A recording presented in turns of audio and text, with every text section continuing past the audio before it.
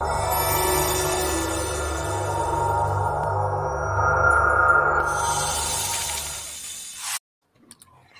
everyone, and welcome to my special live stream. And we are honoring the original trilogy, particularly A New Hope and Return of the Jedi. I haven't had a chance to do Empire Strikes Back. And when I was looking up the release dates, I know they say the 17th. There's one that says the 17th. There's one that says the 21st. And then there's the one that says the 25th for Empire Strikes Back. So we're just going to do it today as well. So I want to go ahead and have my lovely ladies. And so we got a portion of the Queen's Council here. Woo, woo. So yes, hey. So go ahead and have them announce themselves and tell us a little bit more about yourselves as well. So we'll start with Mads. Hey y'all, Mads Mama Bear here. You can find me at Mads Mama Bear on Twitter, Instagram, and on YouTube. And I'm doing some pop culture stuff. I do poems on a daily basis. And later on today, you'll also find me on Comic Chat's channel. Every Thursday, you will find me on the Queen's Council, and this week it will be hosted on My Nerdy Homes channel. Do not miss it. Nice. Yeah. All right, and Miss Lorena, go ahead and tell us more about yourself. Okay, hey everybody, I'm Reina Creole on Twitter and Reina Creole on YouTube. I'm bringing that spice to sci-fi and pop culture analysis with a little bit of Disney diva dropped in for good measure. You can see me actually on several shows, but tonight I'm actually on Toxic Femme at 10 p.m. Eastern with Allura. You can catch me on Tuesdays at 6:30 on TR4 on author Stephen Walton's channel. You can catch me on Thursdays at 7 p.m. on This Week in BS and Justin Proper's channel. You can catch me on Thursdays at 9 p.m. also on the Queen's Council, and on Saturdays at 7 p.m. you can catch me on Rogue Entertainment, and also on the Babe de Menace as it comes up monthly. So definitely check me out on YouTube, and I'm so glad to be on this panel with you ladies.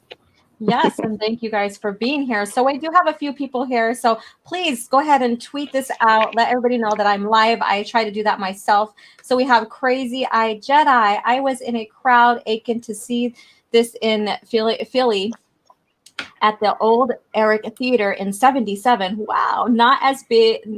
Went to the 5:45 show at the 8 p.m. and the 10:15. Wow, so you were like back to wow. Yeah, the Eric Theater in Philly is like legendary. Mm-hmm. Legendary. Wow. Yeah.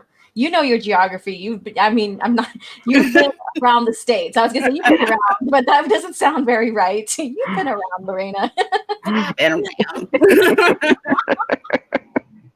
I was like, I better phrase that one. But oh goodness.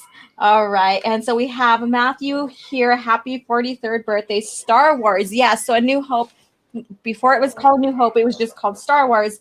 And so it was the groundbreaking sci-fi, or basically fantasy, that was imagined and caught everybody's eyes and really just, sparked interest for this type of fantasy and was groundbreaking for George Lucas. And then, in 83, we get Return of the Jedi, which is the conclusion of this trilogy. And so we have the beginning of Luke Skywalker's life as a farm boy, going into his hero's journey, and then the conclusion when he comes out of the underworld and conquers both worlds, if you guys know the hero's journey, and emerges transformed as a Jedi. So that's why I love Star Wars, is the mythos behind it. Okay, and then Matthew again. This day in history, Lucas was on a beach in Hawaii building a sandcastle with Steven Spielberg, selling him on Raiders of the Lost Ark. Oh my goodness. So you guys go ahead and share out and tweet out as well. So we do have another guest coming, but she's right now occupied as well.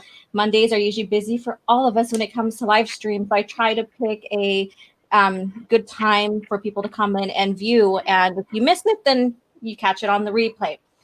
Mm-hmm. So I have the ladies here in the hot seat. So I'm going to ask them a series of questions about Return of the Jedi and A New Hope in particular. but I am also going to throw in a Empire Strikes Back as well.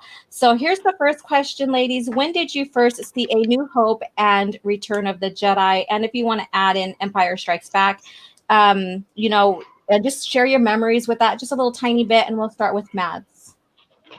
I admit I grew up Star Trek, so Yeah. I didn't get to see it until actually just after Phantom Menace came out.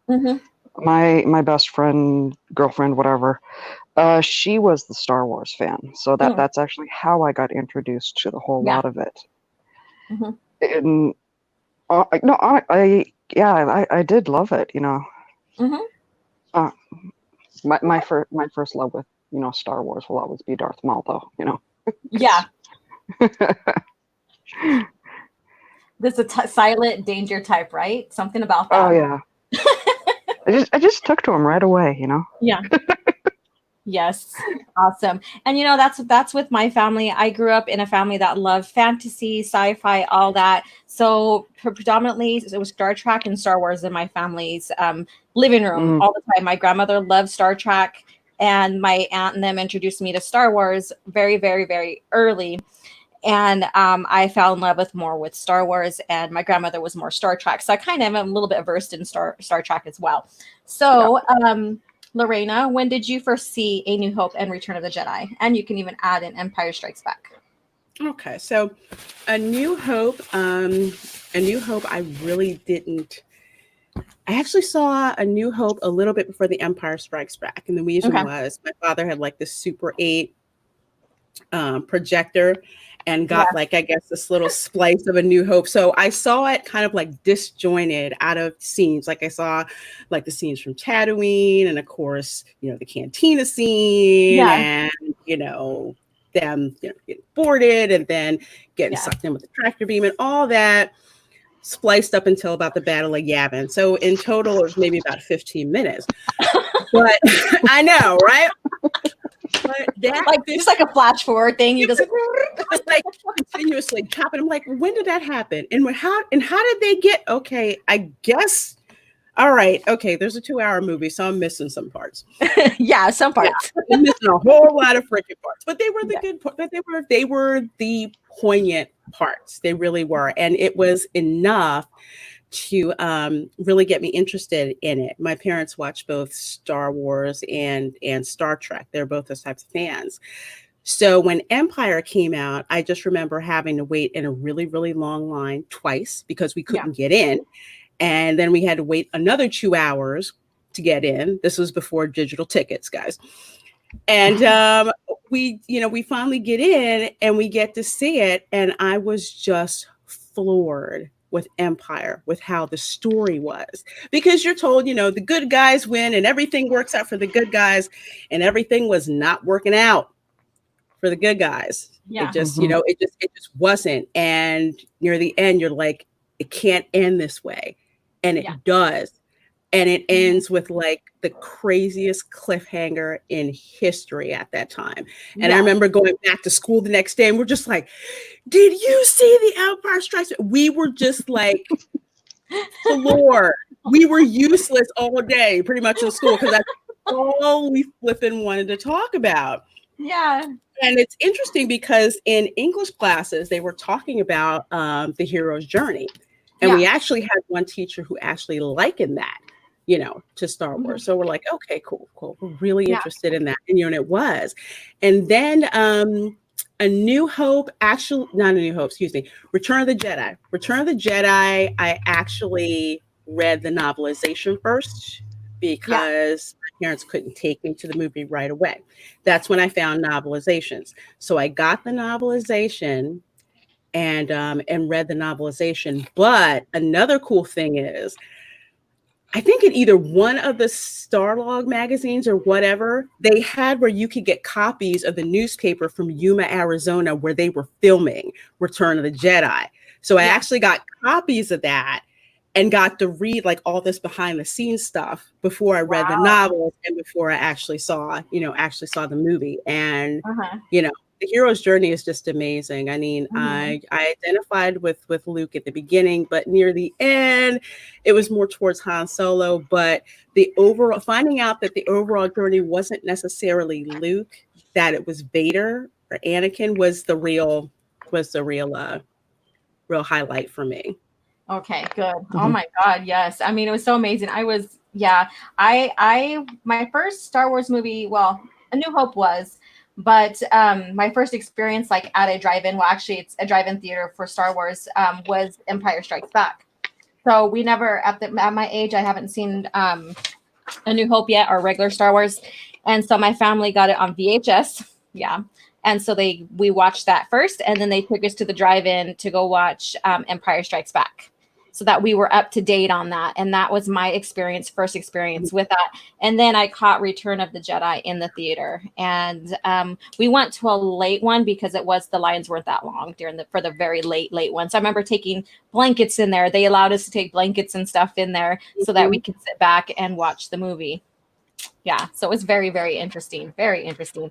All right, so CrazyEyed Jedi. I was in a crowd. Oh, I already read that one. Okay. Happy 43rd. And let me see here. It just moved on me. Okay, 1977 also had close encounters of the third kind. It was a good year. There was a lot of good movies. There was. I remember that. All the way to the late 80s, a little bit into the 90s. We had some phenomenal movies coming out, especially Oh, with yeah. female characters. And so I feel like we regressed since then with female characters. So, especially Alien. Yep. I remember even seeing that and being like brought back by that as well. So hi, how you doing, Miss Martin Muses? Hey, Teresa. Hey. I was 12 years old when I saw New Hope back in 1977. I saw it 20 or 30 more times, although 19 to 29 of those times I didn't pay for it. Wow. I was involved in the long lost arc of hiding in the theater. Okay. I remember those times.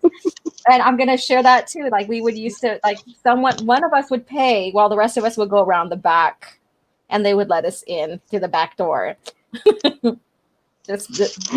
Yeah, I was a bad girl. All right. Hi, how are you doing?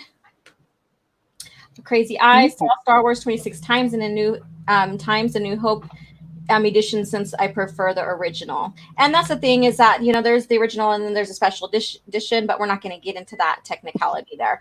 All right. Happy Dinosaur. Hi. Happy night to you, Mads, at Lorena, and OG. I don't know why I read that. Dinosaur. Hello, my dino. And then, hi, Tommy. I know I've seen him come in when graced his mod style. Thank you for coming in, Tommy, for your hard work. All right. Tommy's everywhere. He is. He is. Hey, Orange Hat, how are you doing? I saw all three when I was 2 years old. Wow. And you remember that? I am very curious about that. Got a good memory then. All right. We're going to move on to the next question here. And it is, which Star Wars movie is your favorite of all? So this is the whole entire 6 movies. We're only talking about George Lucas era of Star Wars here. That's my bag. And then which one in the OT is your favorite? So this is where you guys got to really think. Which one in the OT and which one in the PT? So your overall most favorite one, best one in OT, best one in PT, and chat if you guys want to answer that as well. So Mads, go ahead. Okay, original trilogy. I'll have to go with the second one. Empire. Empire Strikes Back. Yeah. I'll go with that one. Okay. That's the one I tend to turn to the most often. Okay. I do like how A New Hope was a pretty much a complete movie in its own right. But that, like I said, I'll go back to Empire more often than I will the others. Yeah. Overall, and I'll have to say, like I said, I do like the Phantom Menace, but when it comes to the prequel trilogy, I'm gonna go with Revenge of the Sith. Okay. Overall, and the favorite of them. Okay. Awesome. All right. So Lorena, so you're overall to the 6 movies, then one OT, one PT. Okay. Wow. This is going to sound like I'm copying. Um, It's okay. so Mine it sounds is. Revenge like of I'm the Sith is a good copying. movie. Overall, it's going to be Empire Strikes Back. Okay. Original trilogy, it's still going to be Empire Strikes Back. Prequel trilogy, it's going to be Revenge of the Sith. Now, the reason that I absolutely love Empire is the amount of exposition also Mhm. that goes on in that movie. You get information that's revealed. I kind of liken it to Godfather 2 Okay. because that also has a lot of exposition. So usually when people are talking about classic movies where there's like the middle part and there's all that exposition, usually it's Empire and Godfather. You start finding out all this information about people. You start finding alliances that turns out are not alliances. You find out different, I call it relationships, they're business relationships, like how Vader interacts with, with his people, how he interacts with the bounty hunters. Because one of the biggest jokes I would have with some friends of ours, we were just like, the fact that Vader had to point out about no disintegrations to Boba Fett, hence they had a working relationship for quite a while. So he knows what this guy's about, Yeah.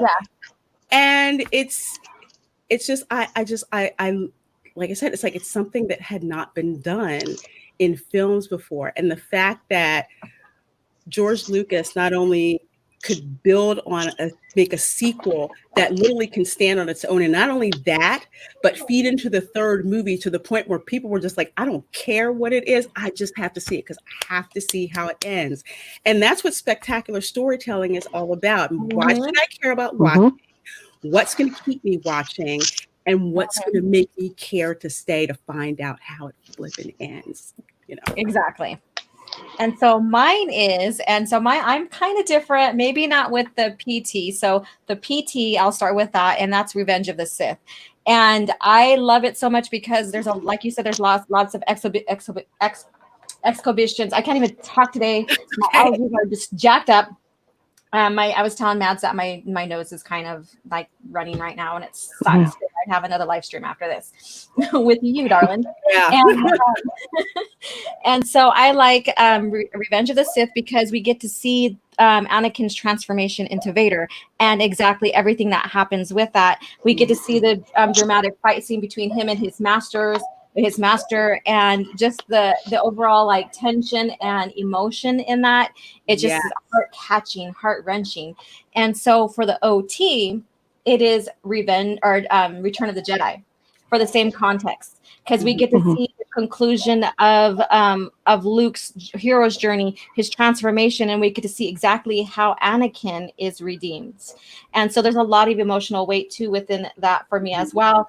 And we get to see like the budding of Han and Leia's relationship and all that as well. And so my overall is Return of the Jedi with all the movies. So I'm a bit different on that one. But the OT is my absolute favorite trilogy, though. Overall. Same here. Absolutely. Yeah.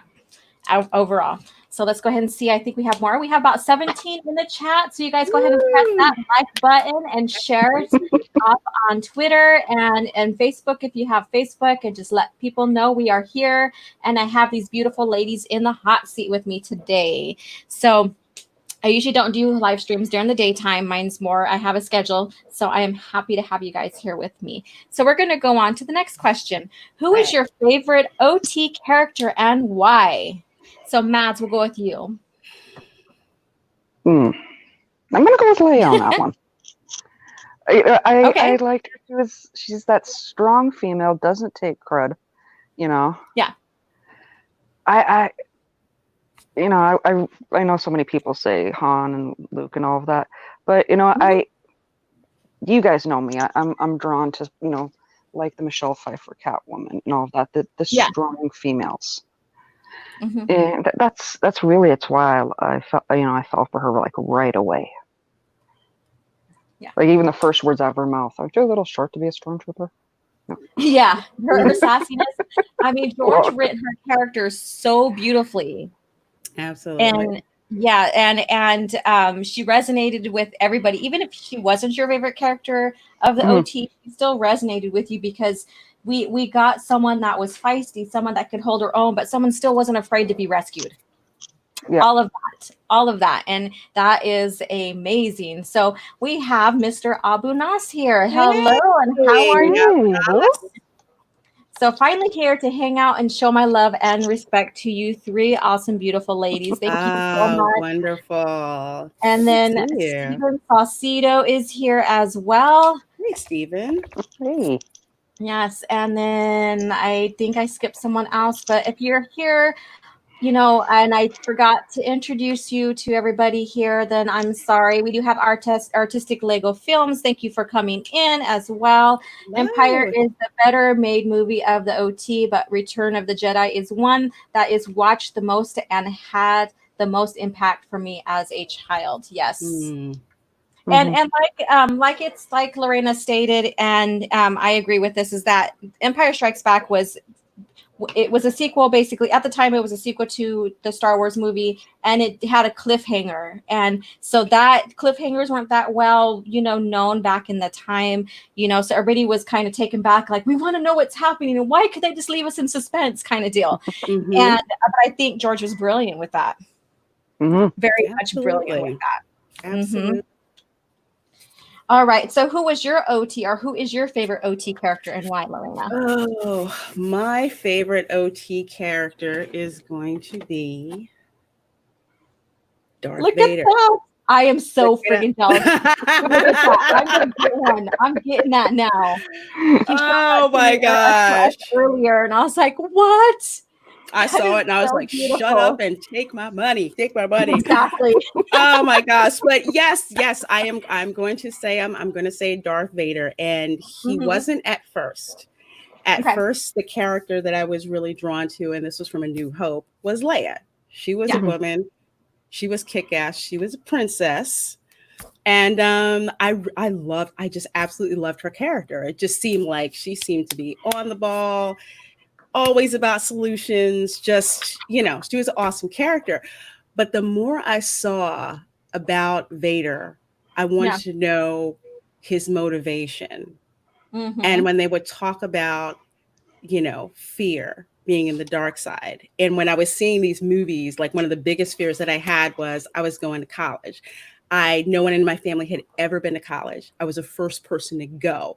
Mhm. So that fear was something that I was kind of latched onto, and then hearing this like fear and it's like all that, and it leads to the dark side, and just seeing how Vader evolved, how he handled people, how he interacted with people. And that was just something that I really globbed onto. And even now, and I think Alora, I had told you this before, in engineering and in software development, I want to say the patron saint of software development and project management is Darth Vader. Yes, we need to get you on schedule. Why isn't my stuff done? Why isn't my Death Star complete? I need to motivate you to get work. It is almost pathological. He's literally the patron saint. And I have like a black drapey kind of like sweater that kind of flows in back of me when I walk, and I joke that we play the Imperial March when I'm going in there. But seriously, one day just Google Darth Vader and software development memes, and you will just see plenty of them. And you might see Lorena with her black robe on. Yes. With me, but he was a villain. I love but I love complex villains, and that's what he was. Mm-hmm. That's what he was. It was complex. It's like you couldn't. Sometimes you just wanted to hate him, but it's like, man, but just there was just love to something hate him. He was the most, like impelling, impactful villain ever.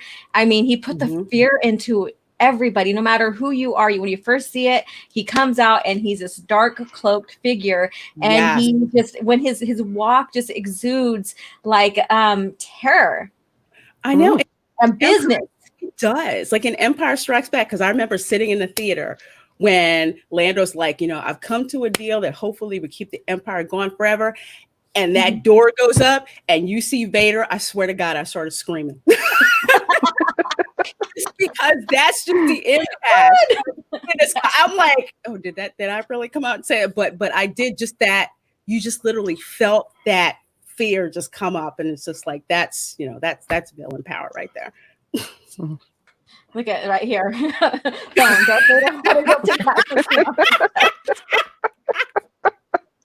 That's funny. That's his data pad right there. We know what that is, but still, that's hilarious. Darth Vader would have a touch screen on his chest nowadays. Yes, he would. Oh Lord, that's hilarious. Have you guys? Okay, this is all. I didn't write this question down. This is off the wall. What did you first think about when you first seen Darth Vader, like in his suit, and then wondered what that pad was in the front of his chest? So we'll start with you, Lorena, and then we'll go with Mads. I thought maybe that was a diaper or something. The pad and all that, like the like light pad and everything, right there. Oh, not the light pad. I meant further down. Anyway, okay, that probably explains a lot. That probably explains a lot about me. I thought that maybe it was an on button and an off button, and maybe like an ice button, because one of the cool things on the refrigerator was had the ice button. I just kind of thought that's just what that was. For some reason, it didn't click that, okay, it kind of keeps them alive. But yeah, that's what I thought. On button, off button, ice button. Yeah. And then Steven, haha, at Lorena, I just looked up the software memes. Oh man, these memes are funny. So good. Oh yeah. Have to just do a video like that. Just talk about your business and do a video about, Star Wars related content. You know what? I really should, because or do it for Queen's Council, and we can all laugh at that. Oh yeah, we'll save that, because another thing about software developers, we love to collect Star Wars memorabilia and put it on the desk. It's the showcase. The desk. There we go. Okay, so Mads, when you first seen Vader in his suit and you seen that light data pad or whatever it is on the front, we already know it's his life support system. When you first seen it, what did you think about? What was your impression? I wish I could say I had an original thought, but my girlfriend, who I watched all of it with, and she had the original untouched movies. Okay. So, but yeah, she was one of those that never stopped talking types. So I got the full background information as to what everything was by that point. Oh, okay. You're like, she already let me know, so I didn't have my own. I'm like, can I watch this? I was like, when I was first watched it, and I was very young, like I said, and I was looking at it, and I was looking at him. I'm like, I'm terrified by him, but then I'm also looking at the blinking lights, and I'm like, I wonder what that red or that blue button does. It's one off and on button here. I'm still dying on Lorena saying about the ice machine button. He's like this for choking, and he's really think that you're just gonna put a cup in his hand and he's gonna crank. I don't know why I flipping thought that. I don't know. It's just crazy. Little kid thoughts, I guess. I hope you guys are enjoying this little commentary going on. I love it. I love it. I do too. It's all right. okay. What happened? It's okay. When somebody said about the touchscreen, all I've got this picture of is, okay, hold still, my lord. I'm going to order in some Uber Eats.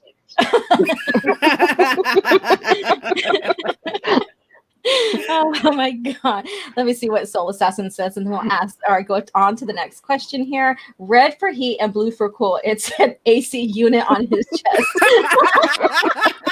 You never know.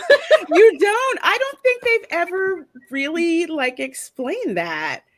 It's his life supports. And so when you read Dark Lord, Rise of Darth Vader, how his fighting style is said, because that book is right after Revenge of the Sith in the Legends timeline. It basically, his fighting stance goes back to very classic fighting stance, because he's protecting his middle. He's protecting his life support. Okay. Yeah. So a little bit on that. Cool. A little bit of history on that. All right. So what did you think the first time you saw a battleship or a starship? Mads, go ahead. The battleship. Huh? The battleship? Or? Yeah, like when you first seen a Star Destroyer, and then one of the starfighters, like an X-Wing. Again, growing up Star Trek. That's okay. I was already used to seeing impressive stuff in space. I mean, we saw the Borg was an old hat by that point. Yeah. But yeah, there was no, they were really cool. I really couldn't wrap my head around the X-wings how they worked, but Yeah. yeah, no, I was like, okay, that's pretty dope. And Yeah. then looking at the Death Star, I start contemplating, okay, how much materials is needed to make this? Yeah. Welcome to my brain, because I start trying to figure out how much, how many planets worth of stuff is required just to And like make how that. many people and how many like living quarters is in there. Yes. Although like maybe womanly thoughts of like organizing a ship and saying, you got this room, here's the living quarters, here's the battle station. Oh my God. And so with X, you didn't that they didn't make sense to you or what? I couldn't, I don't know why, I just couldn't figure out. I don't know if it was the moving parts or whatever. There's something about them that always sat funny, especially with no, it wasn't the X-wings, it was the other side. Yeah. The ones Darth Vader and his crew ran around in. Oh, the TIE fighters. And I forgot even yeah. to ask about that, TIE fighters. So that'll be part of the question because I put Starfighter, but I forgot to mention TIE fighters. There you go. Yeah. Okay. And so what didn't resonate? For me, I was just trying to figure out why Darth Vader's was shaped differently. Like is that a speed thing? Is that a It's just a type of starfighter, yeah. So, but the starfighter panels, like they are they do have the small engines, but they also do like their panels are basically kind of solar as well. That's why they're not hyperspace compatible, and so they're always only go so far from their starship. When you see X-wings in the lore and in the movies and stuff, they are hyperspace capability. That's why you see, basically going from Dagobah from Hoth to Dagobah and stuff. Yeah. Like I said, like from an artist standpoint, I can understand why Vader's was shaped differently. Because it makes it easier to spot out which ship is his. Yeah. But from the technical aspect, I'm like, okay, did somebody just knock in the panels and he liked it, or You're like, why is this significant? Oh my goodness. Yeah. And Lorena, so when you first seen like the battleship, what like a star destroyer, like an X-wing and a TIE fighter and all that, what was your first impression when you seen all that with Star Wars? Okay, well, first we'll start with the Imperial Star Destroyer. So the first time I saw one of those, my jaw dropped because I'm thinking, how many football fields can you fit in one of those? Because that was like, well, how many football fields long is? Literally, that's the first thing I thought was, how many freaking football fields could you fit in there?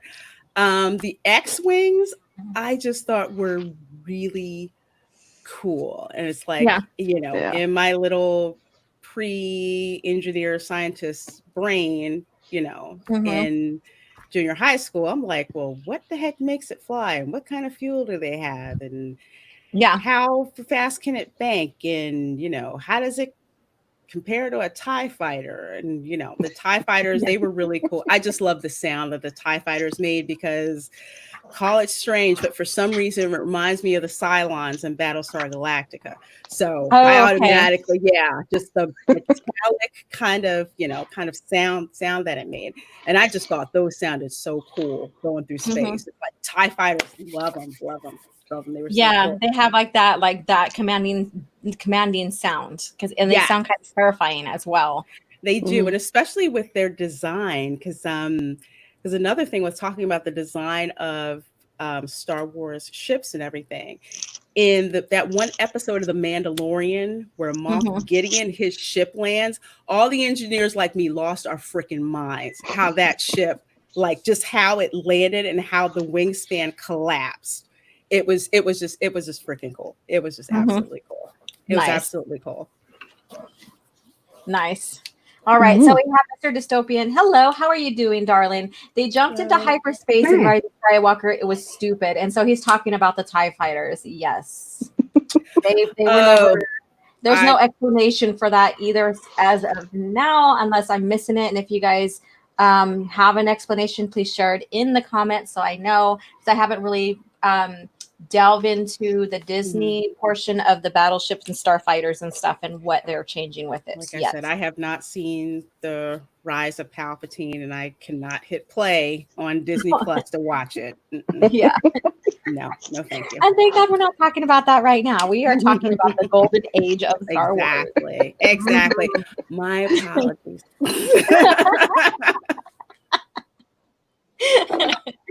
Oh my goodness, that's funny. So who do we have here? I'm gonna go up here. The X-wing is still the coolest vehicle in the galaxy. Yes, and I love the Stealth X-wing in the lore. I hate Disney X-wings. At least we got a real X-wing, even if they were CGI in Rogue One. I also hate the First Order Stormtrooper design. It looks like garbage. And the thing with that is that, yeah, he's right. The CGI, they basically used old footage from A New Hope battle scene. And I think maybe even Return of the Jedi, but I know for sure A New Hope. So they brought in some of the pilots from there into Rogue One. So they CGI'd them, and that's how they're going to make movies now on. They're just going to go ahead and get a model that looks almost like that person and then just CGI the figure on them. So watch that. I predict that. A Soul Assassin, I remember hearing how people got excited with the opening of A New Hope. Growing up, then I got my time to cheer with the opening of Revenge. Epic. Yes. I mean, all of it's classic. I think every single one of the Star Wars movies has a good either opening or there's some kind of conclusion in there that makes you think. Especially for Revenge of the Sith, the music with the opening battle scene was something I had never heard before in a Star Wars movie. If you go back and you watch Revenge of the Sith after the beginning crawl, listen to the music. It's like a solitary drum beat. It's like a solitary drums of war drum beat. We've never heard that before. And I just thought that just really, really amped me up for Revenge of the Sith. So yeah. Gotcha. And my favorite, I know we're not really talking about this, but I'm just going to throw this out there anyway, since we're hinting on it, because it's hard to not talk about one part of the saga without talking about the other one. It's very hard, especially when they tie well with each other so well. I love my favorite battle scene is throughout all Star Wars is the battle, space battle, is Battle Above Coruscant. That's my absolute favorite. At the beginning of Revenge of the Sith. So. Yeah, my favorites are Squints, which are TIE interceptors, nicknames I also remember. Yes. Really? I should have just put up a lot of pictures. I got a lot of pictures of the ships, the starfighters and stuff, and shared. Maybe I'll do a video on them. Meanwhile, I'm eating my dinner, enjoying the show. Thank you so much. Oh, cool. Should have made us something. We need to be fed too. Share the love, Abinat. Share the love. All right. Go make us a sandwich. I know, right? Abunat, you need to make us sandwiches. Post stacks. Your pimp is hungry. He's probably spitting out his food right now. Okay, though, if I could own any Star Wars ship, I'd definitely be the Falcon, the classic, the freighter. Yes, the fastest hunk of junk in the galaxy. Exactly. Exactly. Yes. All right. Now on to the next question. Did you want to be a Jedi or a Sith? So Mads, when you first seen it, we were still getting a little bit information about the Sith. We knew Vader basically was evil, dark side Sith person. So what was your thing when you first watched Star Wars? And then also throughout the whole OT, what did you resonate with more, Jedi or the Sith? Honestly, and this may actually surprise most of you when it comes to, because you know how I lean now. I gravitated more towards the Sith originally. That doesn't surprise me whatsoever, darling, but like I said, I took the Darth Maul right away. Okay. So yeah, that was a large part of it. Yeah.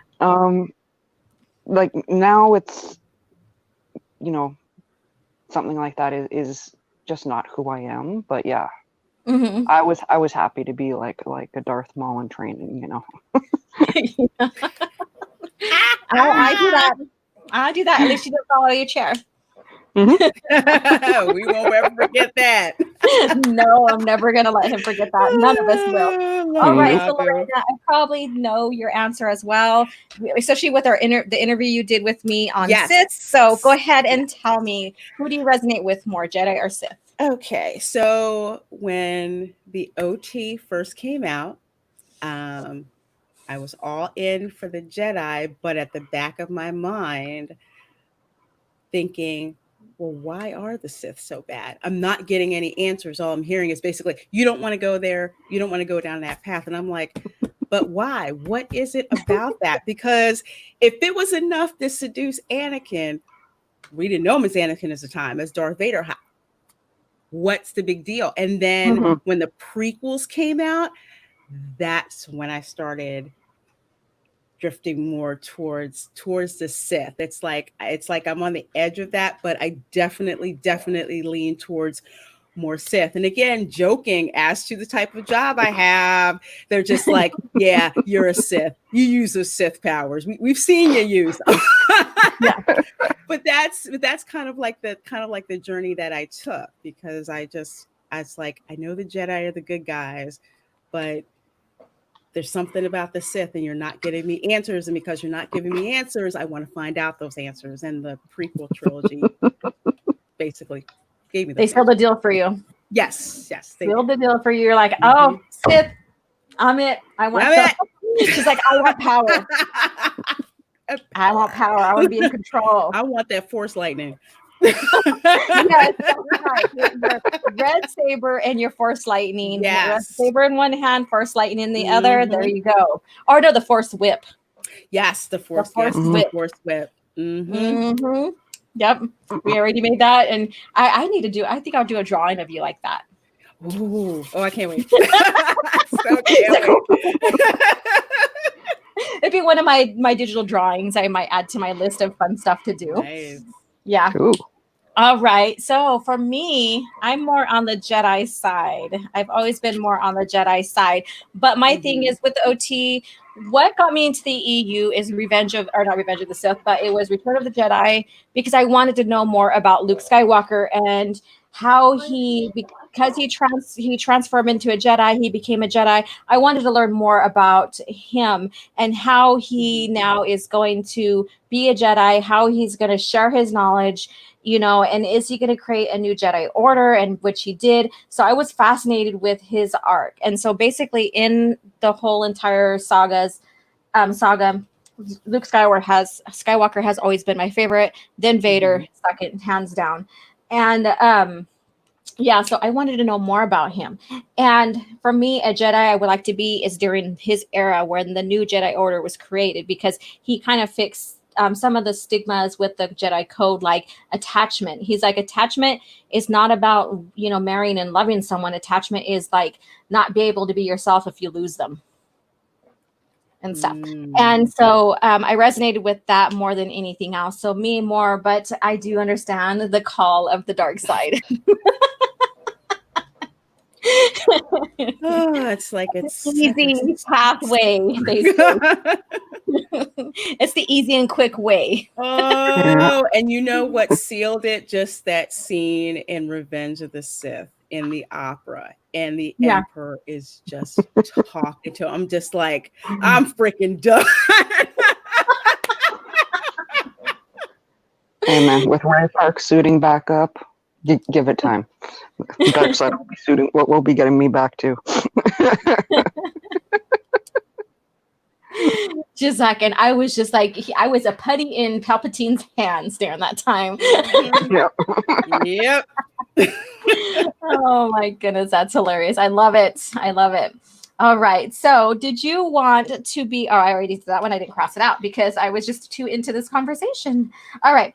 As a female Star Wars fan, what was your first impression of Princess Leia? And we kind of covered this a little bit more. So if we want, let's go ahead and discuss this a little bit more, especially with the new, like the diverse and female eccentric way Star Wars is going.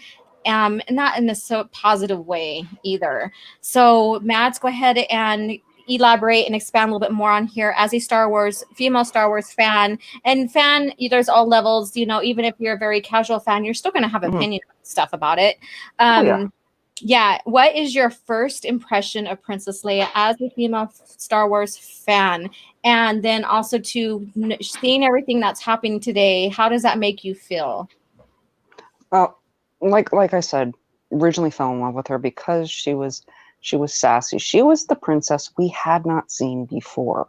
Like all of the princesses, previously were that needed to be rescued, helpless type situation, type thing. And she was bold. She was sassy. I loved it. But with what they're doing now, God, I can't stand what they're turning all of these females into, because you do need the struggle, like Leia struggled with the whole feelings towards Han and all of that. She didn't want to admit it. Yeah. Yeah, that's right. I'm like, oh, dang, this is not the time, but this is funnier than heck.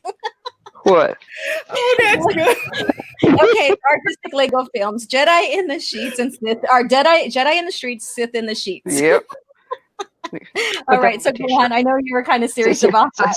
Somebody needs to put that on a t-shirt for us. I can do that for my merch, right? Yeah. There you go. There's an idea. How many of you guys would buy that if I put that on a t-shirt? Press 1. I'm waiting for all the line of ones to come.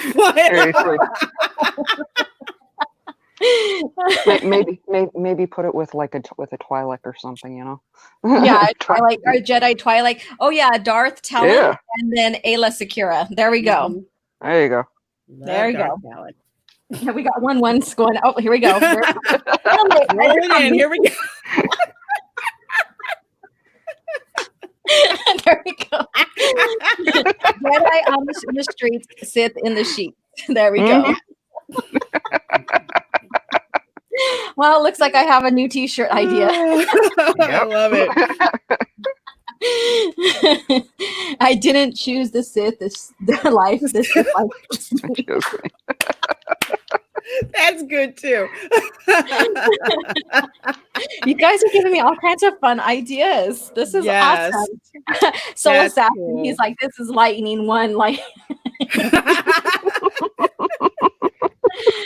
And then, of course, I would expect nothing less of you, Abu. Nothing less. All right. So, sorry, Mads. I just couldn't help but press that. But no, you okay. Point about what's going on with today's demographics, with the way they've even taken Princess Leia. They want to have a strong female lead so much they forget to realize that George already created 2 of them. And they're trying so hard to make her look like she's a strong, confident person in these remakes and stuff that they're forgetting that she already is. And she didn't need to tear down any male figures, anybody else to be strong. She also basically was so confident in herself that she didn't mind getting help either. And that's what I love about characters from the past, is that no matter if you're male or female, you were still strong and stuff, but you're still also like man or woman enough to accept, favors or, a rescue or whatever. Yeah. And so with you as well, Lorraine, I know we talked a little bit about Leia, in the beginning. So as a female Star Wars fan, what was your first impression of Princess Leia, and what do you think about, with the climate of everything going on with how they're changing even up her story in Star Wars? What is your thoughts? Well, again, one of the reasons that I love The Empire Strikes Back was the interaction and development between Han and Leia, because she was a very strong person. And, and still is. She was strong enough to actually realize when Han's like, I got to get you out of here. It's time to go. And she's kind of like, okay, I understand. And I know for her, just that struggle with her feelings with Han, it's like, before she didn't have the time to be selfish because she had people relying on her. And to me, that's the epitome of strength, realizing the responsibility that you have and knowing when you can afford to be selfish and you cannot afford to be. So that was interesting to see that. And once that responsibility was taken away, she actually felt vulnerable enough to engage with Han that way. And it wasn't something that was looked down upon. It wasn't a abusive relationship that we have with the Disney, trilogy that we have going on. And again, it just seems like with Leia, it was her character that you saw first. Yeah, obviously she was a woman, but you saw her character first. With the new movies, with the Disney movies, they're putting gender first. They're putting gender first without any character development. So they have gender first, and then at the expense of demonizing and emasculating their male characters. That's the fallout from that, and that's the part that I don't like as a female fan. I don't like it as a female fan. I should be able to see strong female characters who can stand on their own, who don't have to stomp on people and yell at men in order to get where they slap need to be. them. Yes. Leia was never a person that, inflicted, harm on others. No. And she was very nurturing. And that's part of her hero's journey. So if you look into the Magic of Myth, it's a Star Wars book as well. And it talks about the hero's journey. And it talks about Han's and Leia's journey in that as well. She went from white, like the virgin white nurturer, whatever, all the way to like a woman. And in her path, it followed that female path as a nurturer and stuff as well, and coming into her own as a woman, pertaining to Han and relationship and stuff. And so seeing her slap, even Poe in The Last Jedi, I seen that clip about that. That's not in her nature, and that's not what an officer does or someone in leadership. No, I just thought that was one. It was just out of place. It was uncalled for. It's not something that you would see. That was like one of the things about The Last Jedi that just really told me that it's just like this isn't Star Wars. Yeah. Yeah, exactly. Mm-hmm. I know. And so that's why I wanted to address, being a female Star Wars fan, what did you think about, Princess Leia? Because she was our first introduction to a strong female lead in Star Wars. George Lucas had diversity in Star Wars, not only with the humans in there, but also with different species. Yes, that's the one thing that really intrigued me about the Star Wars movies, because he had all of these different species, all of these different languages. You have to remember that too. There were all of these different languages, and it's funny. There's certain parts of the languages that we all start to remember, like the Jawas saying TD, and then we know what Bantha Poodoo means. Things like that. But it was just absolute, rich diversity with all of those species. It was just, again, something that had not been done before. Oh, yeah, that's what it seems like right now. And if you guys, after this, you guys can go check out Mads. What's your stream name again? I'm sorry. I really got to head over there now. Okay. Comic Chats channel. Okay. For the Chaotic Countdown. Okay, that's right. So Chaotic Countdown, she's got to leave us now. So it's going to be Lorena and I, and hopefully Christy will come in so I can interview her as well. So now I have a one-on-one. So thank you, Mads. And go ahead and tell us a little bit more about your channel before you go. And I appreciate having you on here. Thank you. Again, you can find me at Mads Mama Bear on YouTube and Twitter. I'm not as good at posting on Instagram, but I do doing some pop culture stuff. I've got poems. I'm going to be putting up a special poem later today. Nice. And hoping to drop a video as well. Okay. I'll catch you guys later. All right. Ciao. Bye, Mads. Have a good live stream. Enjoy yourself. Bye. Bye. All right, you guys. I do have her channel linked in my description below. So go ahead, and if you haven't just subscribed to her channel, check her out. Please show some love as well. So it's just you and I, and hopefully Christy makes it on here before we have to go. Okay. I feel like That's okay. That's all right. So it's the Jedi and the Sith. No joking. Yes.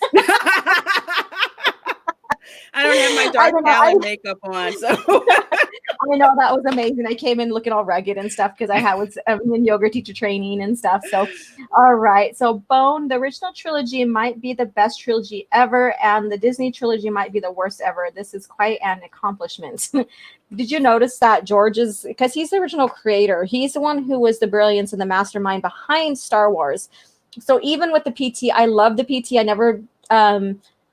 I never hated it. And the people I grew up around with and people associated with never had a problem with the PT as well. So I never seen the backlash other than, some critic reviews on the TV. And I was like, what are you talking about? Kind of deal. But that's just me. Like I said, my heart basically stays with George Lucas era of Star Wars. And that's, the original, I love just what the original creator, did for us and did for this foundation and gave us a 25 millennia of history, fantasy history to enjoy. And that takes a lot of teamwork right there. Absolutely. One of the things that, again, with the original trilogy and bringing that part to, oh yeah, hey, it's chat.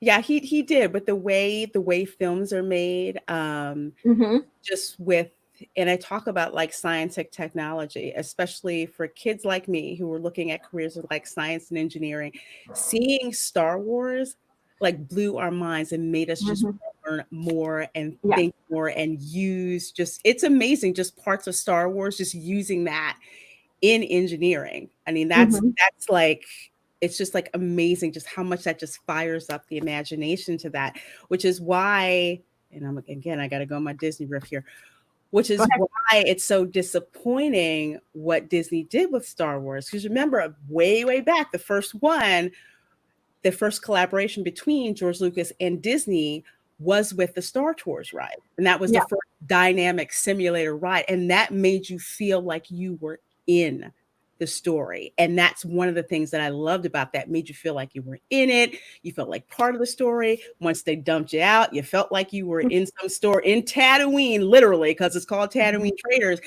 And it's just jam-packed with just fans just getting memorabilia and pictures and just enjoying the ambiance and everything. The Star Wars weekends that they would have, people would like cosplay to go there. If you ever want a good laugh, pull up some of the Star Wars weekends activities, especially the one with Darth Vader doing MC Hammer. It's awesome. But it's just it's fun. It's that fun part. And that's like what the original trilogy and the prequel trilogy did for fans, and we love that part. And just everything throughout the story. Hey, Willie. And again, the collaboration with his teams, like with the special effects people, with the fact that he couldn't buy the effects that he needed, so George created his own company, ILM, Industrial Light and Magic. And George also was part of helping found Pixar as well. Yeah, and a lot of people don't know that. So all of that from Star Wars, all of that from the OT, the prequel trilogy, just developed so many amazing pieces of technology and storytelling that we have. Exactly. And I've shared about Pixar plenty of time because when I've met people on social media that bash George like crazy, and they're like, he did use too much CGI, and then they start going down the CGI trail and even the OT trail about what he used to produce that and stuff. And I'm like, did you realize that Pixar, Pixar, right? Did you realize that was the groundbreaking company that he sold, and they later named Pixar after he sold it? And so he pushed boundaries in films. He did things that, that basically set precedents for filming today. Absolutely. His team. So absolutely. Yes. So we're going to go ahead and go on to the next question. And so I don't know, this one, he says, TJS1, I can only imagine that you all taste good. Okay. It's better than tasting bad, again. So I don't know what that one's about. Thanks for tuning in. No. Exactly. So, okay, the next question. What did you think about the Force the first time you seen it used? What did I think about the Force? Well, one, that it was really cool. Yeah. That you could control matter that you could sense things. And I'm thinking, man, if I had the Force, maybe I could sense my mom sneaking up on me, you know, or something like that. But it was just like this abstract concept. Mhm. And it was fascinating and interesting and cool at the same time. And it was just, I wanted to know more about it. And it's Mhm. just how mythological it was. And then, seeing Luke trying to learn how to use it and Obi-Wan trying to teach him about it, and then Luke losing Obi-Wan. And it's kind of like, well, who's going to teach him about the Force now? And you just kind of Mhm. hear the voice, like when they're attacking the Death Star and he relaxes and he hears Ben's voice. So it's kind of like, it was just this amazing, cool concept. It's just like, I just want to know what this is and what is it with the Force that binds the whole I'm sorry, brain That's fart, okay. Star Wars universe together. I am not that kind of person. I'm not that kind of person because I grew up with both in my home. So I get it. Just like crossfire. No, May the wrong. Force be with you. I know.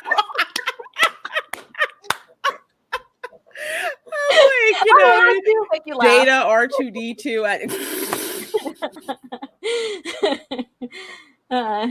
OG getting redder than the Sith lightsaber? Am I? Well, from my laughing and stuff? Okay. Maybe that's it.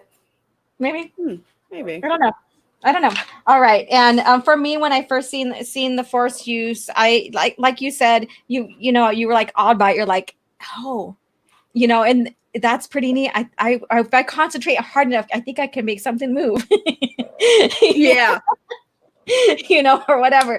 And so I'm little and I'm looking at my cup and I'm like, maybe it'll move. Mm-hmm.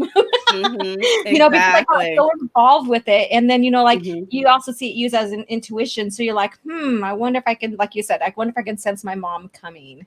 I'm doing something I'm not supposed to do. So maybe I can use my 4 senses to make right.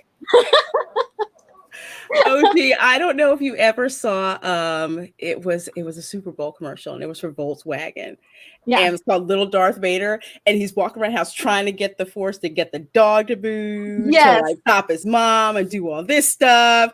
And his dad comes home and he's like, no, I don't want to deal with it. I don't do it. And he puts his hands towards the car and the car starts and he's like, and I'm like, wow, that's kind of like how it is seeing the Force, So that was just cool. See, Abu Nas would go Sith. If I had the Force, I'd be doing some naughty things. Oh, we know that. We know that. How are you doing, darling? I'm good. I've just got off one live stream and going on to another one. All right, so we're going to back up, and I'm going to ask you just a couple questions that we touch bases on here. So the first one is, out of the OT, which one is your favorite? Out of the PT, the prequel trilogy, which movie is your favorite? And out of the 6 movies, both the trilogies, which one is your overall favorites? So I'm putting you in the hot seat right away.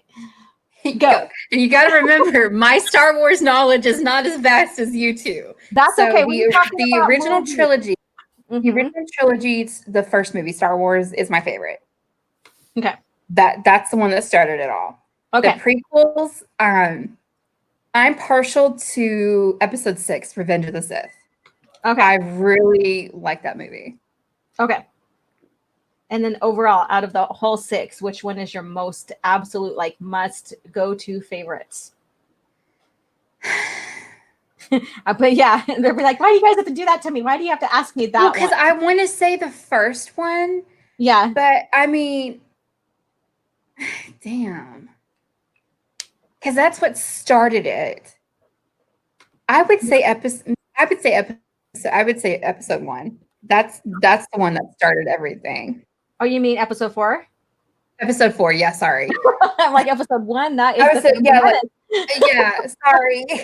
That's okay. I'm just making sure, because there are people who do love the Phantom Menace, as well. And I think it's a pretty good movie because it gives us the beginning of everything, and it sets up the whole 6 movies just by some of the arcs inside episode 1, if you really look at it that way. And so, I mean, I'm not defending it. That's just how I see it. And I don't think I feel like I need to defend that movie. A lot of people don't care for it. They think it's slow and stuff, but that's okay. That's their own prerogative. I like it because it gives us an idea who Anakin is, where he came from, his innate force abilities, the beginning of his training. When did the Sith appear? Who are the Sith? Who are the Jedi that trained them, and what was the Jedi Order? What was the Jedi about? What was the Sith about? So we get all that in that movie. So, and it makes sense because when you're starting an origin story, it doesn't start off fast right away. You have to find out who are the players, who's the character, who's the main character, where did he come from, what's his motivation. It's not a fast buildup at all.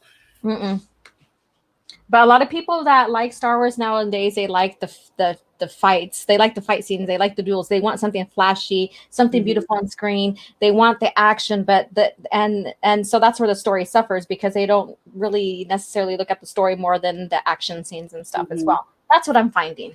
So, yeah. All right. So since I put you in the hot seat with that one, thank you so much, darling. And as a female Star Wars fan, and again, it doesn't matter your level of Star Wars, we're particularly just talking about the OT in general, A New Hope and Return of the Jedi, and some of the Empire Strikes Back. So as a female Star Wars fan, what was your first impression of Princess Leia? And then also with the nature of everything that's going on with feminism and, we need a strong female lead and degrading men for that, to expand a little bit more on how you feel about today's demographics regarding that. Princess Leia, it will always be the badass that I always thought she was, especially with being younger when I first watched the movie. And so that's what I would think. And Ket, yeah, I see that. And what was the question about feminism today? Yeah, so what do you think about like all this, like, well, we need a strong female lead and they're using Princess Leia and other characters to degrade men? How do you feel about that? Especially when we knew Princess Leia was a well-established character that George made brilliantly. I mean, it's like a tit for tat type thing. I think it's because you can't take away from what a strong character that she is. And I just think that as she came, I don't know, that's a hard question to answer because I want to be like, go women and stuff like that. But but not for the sake of degrading another gender though, right? Yeah, that's true. It's like they want to degrade the character of what she was in all the movies. And even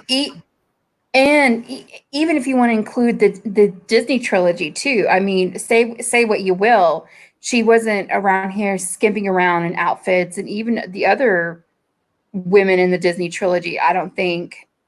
I mean, say whatever you will. So I don't know. That's kind of a tough question for me. That's okay. That's fine. In a way, because it's just I don't know. Damn it, Laura. I wish I'd known this question before then. You're like, kiss my grits. Yeah. I told you, put you in the hot seat here, darling. All right. So one more last question for you, and then we'll move on to the rest of the questions because I want to try to end this at 6:30 because we have a stream to jump on after as well. All right. So who is in the OT? Who is your absolute favorite character, Christy, and why? Okay. Damn it. I mean, you could always go back and say like the big three, and or even the secondary characters and stuff like that. But I honestly would have to go with Han Solo. Okay. The only reason why I say Han Solo is because like the take charge attitude and stuff like that just reminded me a lot of my dad. So I was just like, holy crap.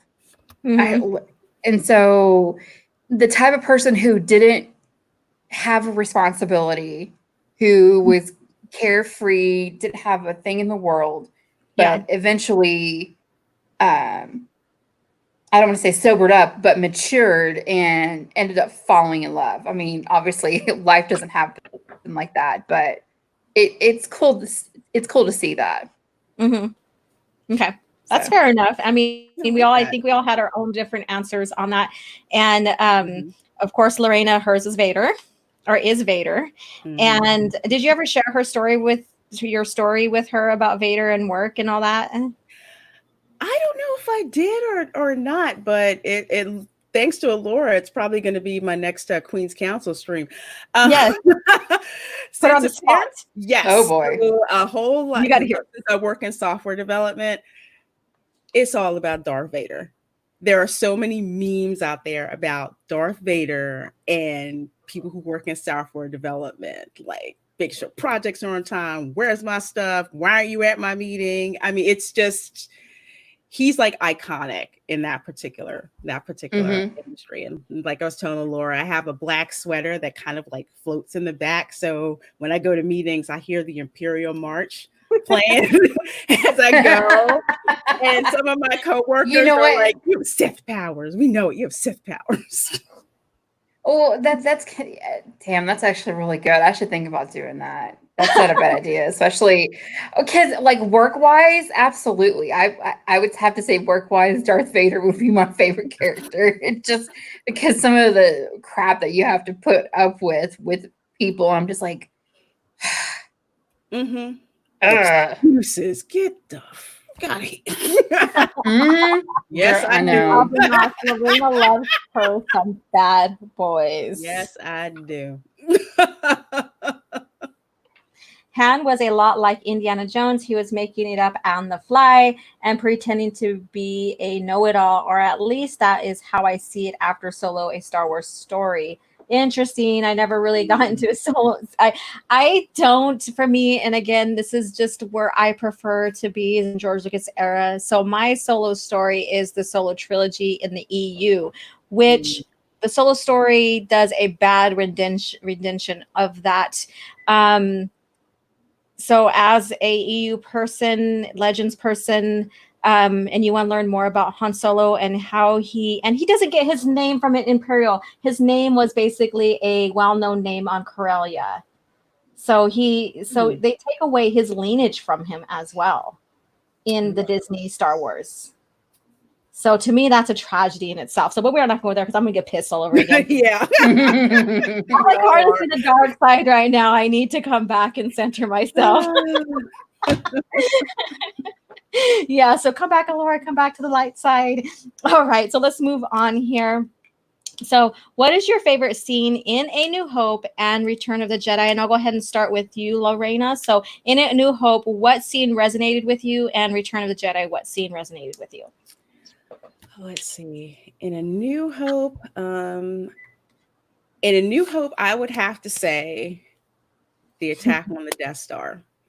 And, Luke is there. He starts losing his wing people and he's by himself. He's by himself. And that feeling of when you're isolated and you're by yourself and you're thinking, what do I do next? What do I do next? What do I do next? And you're trying to think about what to do. And it's like your brain says one thing, but your heart says something else. And like when Luke turns off his targeting computer and everyone starts freaking out. They're like, what are you doing? What are you doing? And he's like, no, I got this. And he hears Ben's voice and he does what he has to do. And he hits that target and the whole thing blows up. That whole scene from the start to the end of that, absolutely my favorite.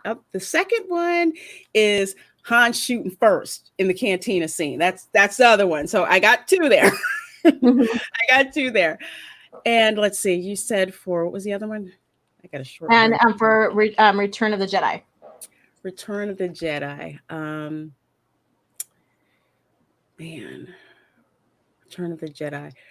Return of the Jedi, when Anakin tells his son to take his mask off so he could see him with his own eyes. Ooh, yes. That scene, it's like we usually hear like a masking the bad guy, like in Scooby-Doo. It's like, okay, let's pull his mask off and see who the bad guy is. But he's not the bad guy at that point. So we're excited to see who he is because we want to see the face of Luke's father. And we want to see if his face looks the same as it does, in in the cave and all that happened. So that was just a really, really poignant scene to me, like on so many levels. And as much as I love The Empire Strikes Back, Return of the Jedi is okay, but that scene, I absolutely love that scene. Gets me every time. Nice. And for you, and again, we're just strictly talking movies here. What is your favorite scene from A New Hope and Return of the Jedi, Christy? A New Hope. Damn. That's a hard What one. do you think? She's like, what did I walk in here? I'm like getting all these questions. Well, I mean, damn it. It's okay. It could be a couple. I would have to say, I mean, it's kind of cheesy, but anything with Princess Leia. I mean, especially. Hold on, I'm trying to think of the scene. You have to remember, I haven't seen these films in about 5-6 years. So, I should have said, get on your homework and watch it last night. Well, yeah, because I mean, it's okay. I think with Princess Leia, especially her interactions with Darth Vader, that it was. I mean, I'm just like, holy shit! You hear so him? That would be the favorite like, one. He was just like the. Like with the breathing, that used to freak me out as a kid with the breathing and everything like that. And she was more like, yeah, I'm not going to fear you. She was take charge, no action, got shit done. And again, just another strong female character. And I can go on and on why Princess Leia is such a strong female character. And how they just fucked her up so royally. Yes, I agree. And what was the other movie? Return of the Jedi. So that last one. Probably, you know how Lorena said when I guess Anakin or Darth Vader takes off the mask and stuff like that. I liked when Luke didn't fight his father.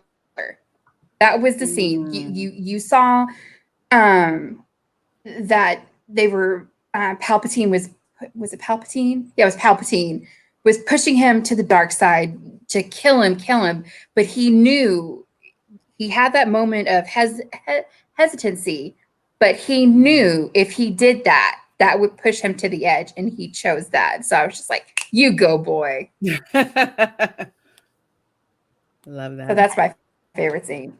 Okay, good. And yes, mine for A New Hope, and it's very hard for A New Hope because I absolutely love, and I just love, probably because I love the depth of the stillness it is. And it's not even an action scene or anything, but it's the binary sunset of Luke Skywalker. Oh, wow. How you can see him contemplating, wishing, wondering, wanting an adventure, wanting something bigger for himself, but being conflicted because he still is at that young age of obeying his aunt and uncle and wanting something greater. And then when we learn more about who his father is, then you kind of have that sense of him thinking, I want to be like my father, even though and all that. There's just a lot of resonance, a lot of depth in that binary sunset scene. So, and that's why I got so pissed off when they used Rey Skywalker in that scene. I went dark then. I went dark. I'm Rey. Skywalker. Bitch, get out of here. She's a Palpatine. So that's that, and I absolutely love the trench scene and all that with Luke and and them rescuing Leia and him learning about himself and him being naive and stuff. But that binary sunset, the music from John Williams, the scene, his expression, all of that was just like golden. And it set up his arc, just like we talked about the Phantom Menace and how that set up the arc for the overall saga. That started beginning to set up his arc as well for Luke. And so I love that. And with the Return of the Jedi, excuse me, I really like when he declares himself I am a Jedi like my father before me. There's other scenes that lead up to that are very compelling, but just that strong, like he's like confident, he's transformed, he's standing and staring at adversity and evil and declaring himself a Jedi good no matter what the stakes are. He is confronting it. I think that was such a pivotal moment for me because that also gave me a sense of like I can be as courageous as that. So that's mine. I love that. A little bit deep there. A little bit deep right there. So the next question, we're on for another 10 more minutes and we're going to conclude this as well. So what was your overall impression of Empire Strikes Back? And we'll start with Lorena and then we'll go on to Christy. My overall impression was, wow, I can't freaking believe they did that. Throughout the whole film, that just seemed to be happening. What happened on Hoth? Rebels getting their asses handed to them on Hoth, having them split up. Luke's X-Wing getting sucked down below water. You know, the Millennium Falcon, it turns out it wasn't an asteroid. They're in some freaking monster kind of thing that's in there. The hyperdrive failing. They think Lando is a friend, even though he said he couldn't trust him. They wind up getting betrayed anyway. It's everything, all of that. Again, things that we hadn't seen before, so much exposition about, you know, about our heroes and even about our villains and some people who were villains that turned out not to be. Just all of that. And by the end, you're just so emotionally wiped out, but you absolutely love it. And you can't wait. It's like you can't wait to put the other disc in or hit play on Return of the Jedi to find out what happens. And there's so very, very, very few movies that after you see it, you're just so excited to see the next chapter.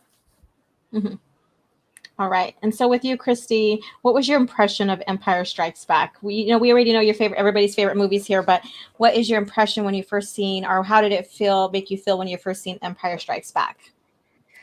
I liked it because of the continuation of the story, but yeah, I'm going to be really super, what is it? Honest? Super honest. I guess you could say I liked the movie, but it wasn't my favorite movie. Oh, that's okay. But okay, and this is going to be a cheat. Were you going to ask about favorite scene? Yeah. Well, there you can give your favorite scene for Empire Strikes Back. I mean, if you want to elaborate. It's the Luke and Leia scene where it's like she says "I love you" and he goes "I know." I mean, that's my all-time favorite. Oh, you mean Luke and Han? Okay, Luke and Leia, no. Leia and Han. Leia and Han. Sorry, Luke and Han. Yeah. I'm thinking of the Luke in the comics now, right? Honest, I'm not gonna lie. I'm seeing a picture of that on Twitter right now, and I was like, wait a minute, is that Leia or is that Han or? But no, that's my favorite scene again. Twin sister. That's who I was thinking of. His twin sister. Here we go. Now we got some Game of Thrones shit going on in Star Wars. but that's my favorite scene.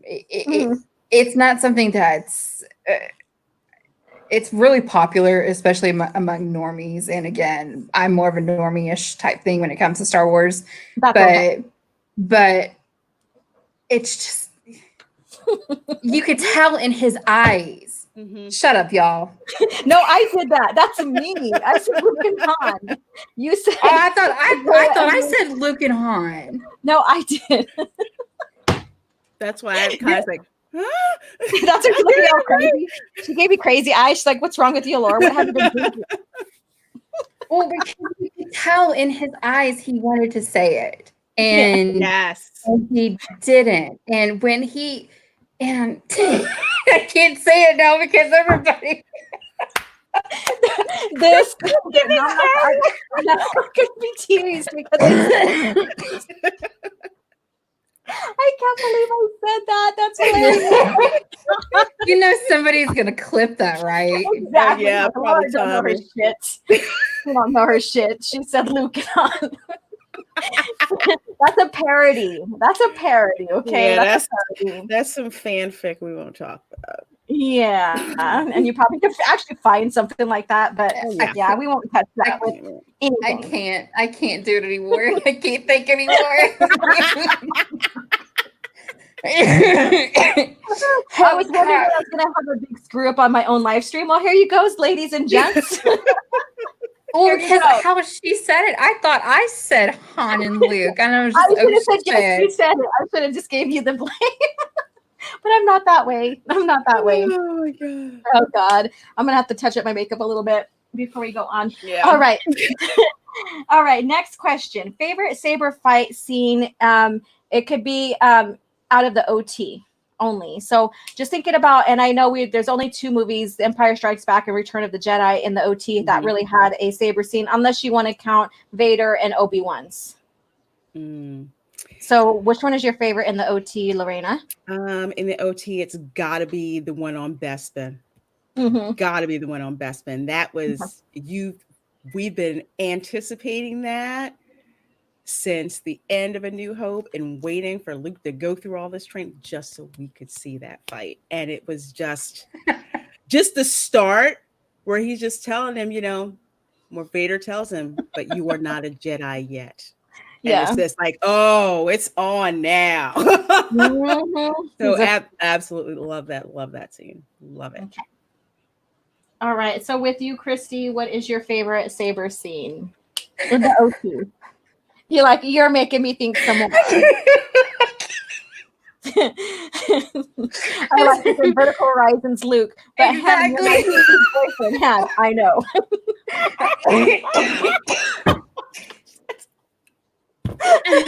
Jesus Christ. Keep it in the family, right? Just like Game of Thrones. Okay. Oh damn. Okay. All right. Instead of the Skywalkers, it's the Lannisters now. Okay. Yes, it is. All because of me. I'm creating a new parody, you guys, okay? You're like, damn, Laura's a freak. Oh Yes, my it God. certainly is. There is no conflict. Yes. Sister. So you have a twin sister. Okay, so he's quoting that scene, but it's just our minds are going elsewhere right now. All right. So I'm joking right now. I'm sorry.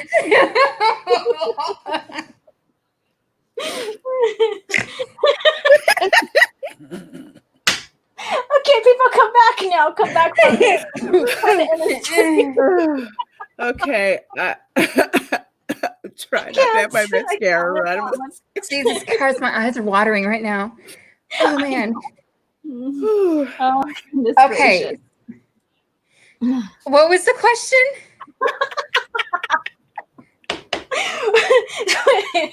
I took that off there. Okay, so what is your favorite saber fight scene or duel scene? From which movies? Either in the OT, so between Empire Strikes Back or Return of the Jedi. Son of a bitch, I don't remember that shit. That's okay. That is such a Christy answer. We'll say the one between, I'll say the one between Anakin and his dad. There you go. If there was one. Yeah, there was one. This one is right here. Christy's thinking about Han and Luke's saber fight. I lost my shit at that comment right there. That's funny. That's real right funny. There. That is her favorite right there. Oh, God.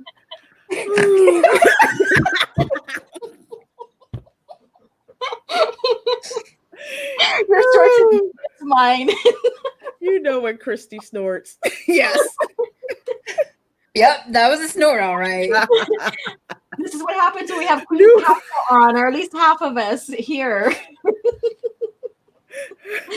Oh, goodness gracious. And these guys are loving it. Look at this. Haha, Bone. Thanks, bro.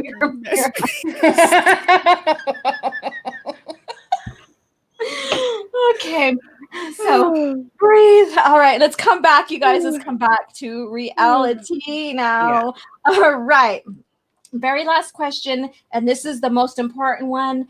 And I say it's most important because he is the huge antagonist throughout the whole series of the saga. And we're only talking about George Lucas. So when he's done right. So what did you think? What was your impression of the Emperor when you first seen him? And then also throughout the OT. So what was your what was your impression with the Emperor?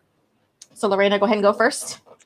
So when we saw him in the OT, or before we knew he was the Emperor in the Yeah, so we first saw him in the OT when we started seeing glimpses and how we seen Vader kneel down to him. We seen the baddie kneel down to this guy, and we're like, oh shit. Yeah, because it's like, you mean to tell me that there's a bigger badass than Vader? Exactly. And just and like the hint was when they tell him we have an incoming transmission from the Emperor. He just says, move the ship. It's like, oh crap. Who is this guy?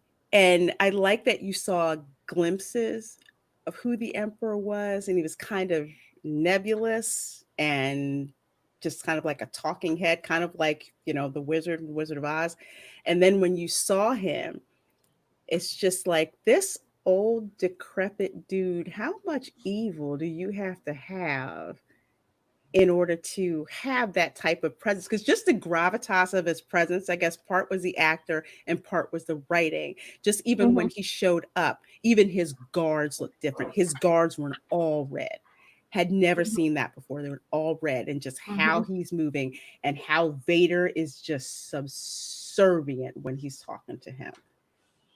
And when I saw him, I'm just like, I want to know what is it about this guy that Vader bows down to him? And we pretty much know Vader bowed down to no one before that happened.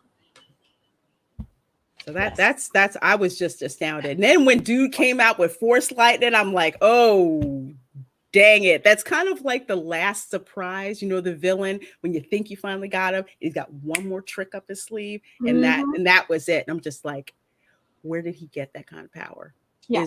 Is the dark side truly the most powerful? And that's kind of like where I had that doubt in mind. Yeah.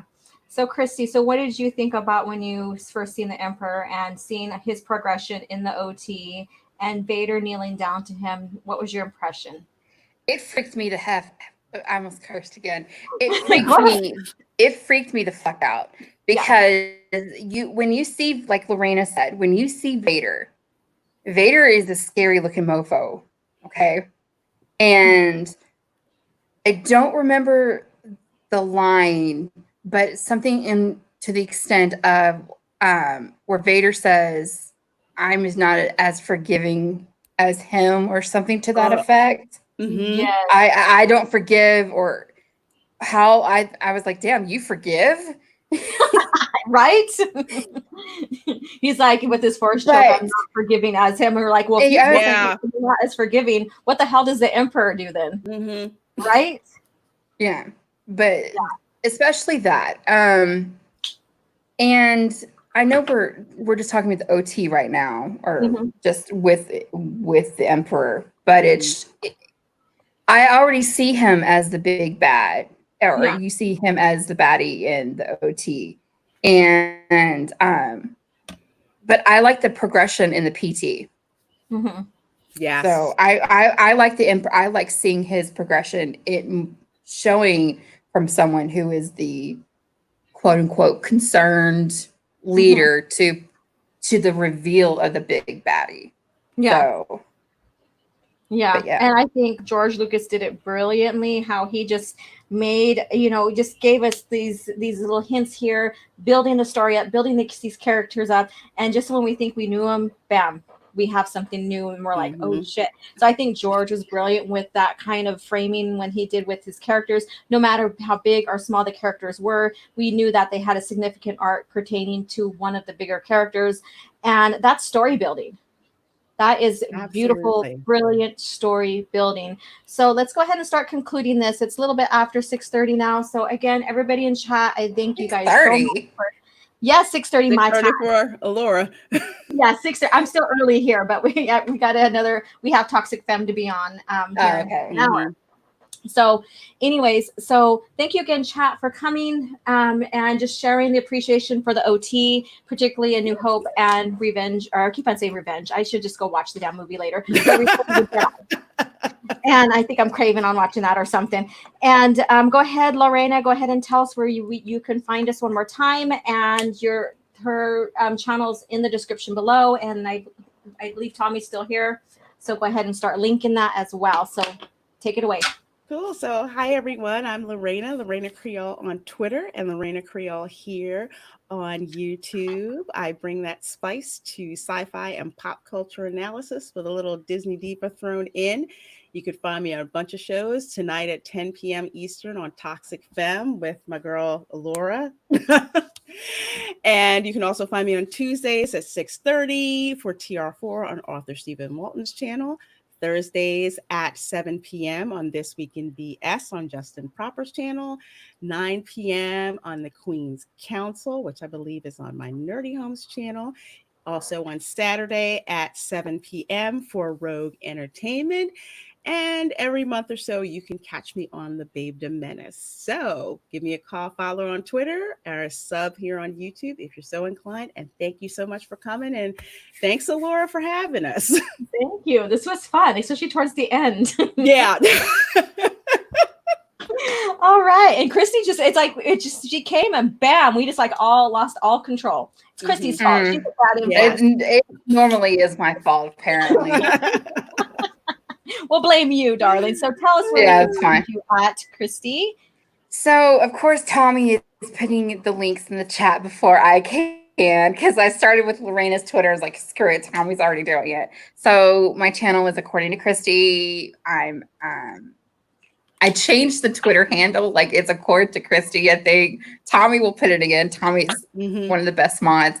But please subscribe to Lorena. I mean, she is doing well. I'm so proud of her for actually starting her channel. Yeah, she's long enough to do it. Yeah. And what I love is like the stuff that I've been sending you that you've actually put like the intros and stuff like that. Everybody's like, that's so cool. Where did you get that and stuff? I was like, yeah, I sent her that. She did. She got me hooked. And please do what I've been doing with Miss Alora's live stream playlist. And I don't want to repeat, so we can get her monetized. Hopefully very soon. Yeah. I'm like, I think 1,400 more to go of hours. That's not that far. No, it's not. So please, you guys, I have a new video up. So yes, go watch and share this as well when we're done. And so where you can find me. So obviously the Queen's Council on Thursdays. And it depends on whose channels. We try to rotate and not have it on everybody's channel. And then on Fridays, I have what we call Walmart After Dark.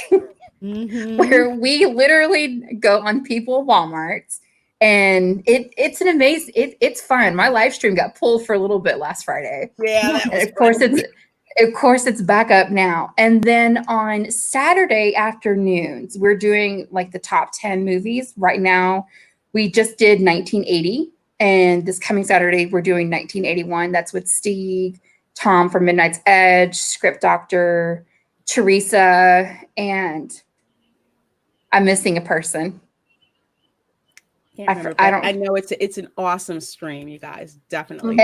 I've gotten a lot of awesome feedback from that, so I can't wait for that. But yay.